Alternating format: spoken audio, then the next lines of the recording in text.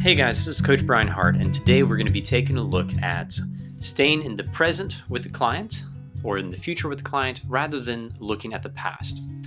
When looking at the ICF recommendations and requirements for coaching within the ethics section, one of the main things they're looking for is whether or not the coaching call is primarily in the present or in the future focus.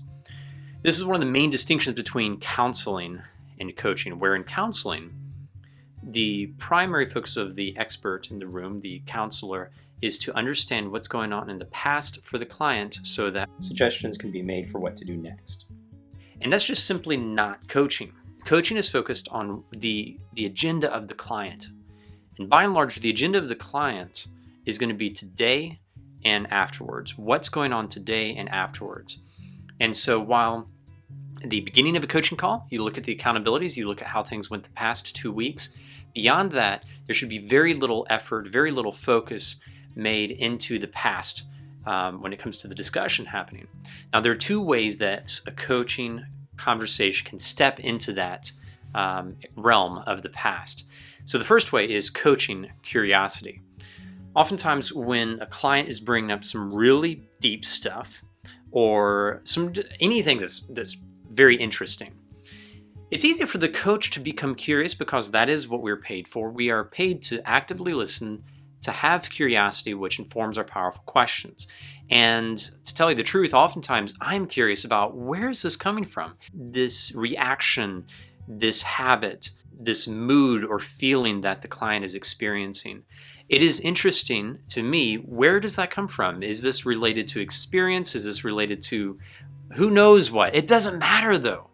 Not that much when it comes to a coaching conversation. So as a coach, when I have that kind of curiosity, I have to weigh in the moment whether or not exploring that briefly is going to be of benefit to the client's agenda.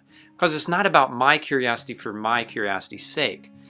Is this something that would be beneficial for the client so that we can have a better discussion about the present and the future? And if not, then we should back off of it. I should, as a coach, ask a different question and be curious about something else. Or ask a question that instead of looking at the past, look at the present. So if a client says something about the way this made them feel, ask about what's helpful about that feeling today. Or where does that feeling take you at the end of a week when you've experienced that same kind of thing over and over again? So we're looking at the present and future again. And the other way that we can fall into making a conversation past focused is when the client wants to go there.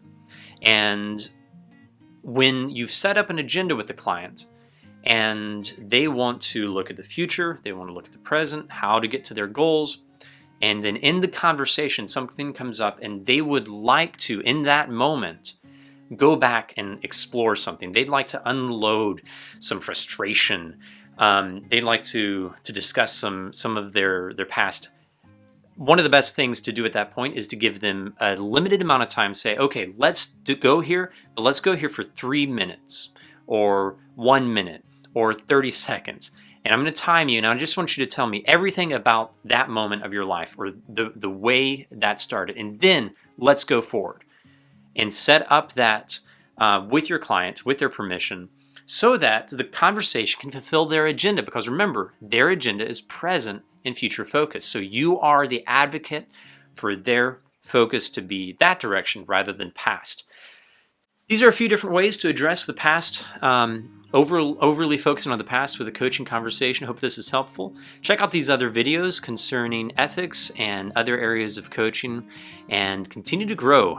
Because the more you grow, the more your clients will grow as they look at their present, their future, and who they want to be as they move forward in their lives. Thank you.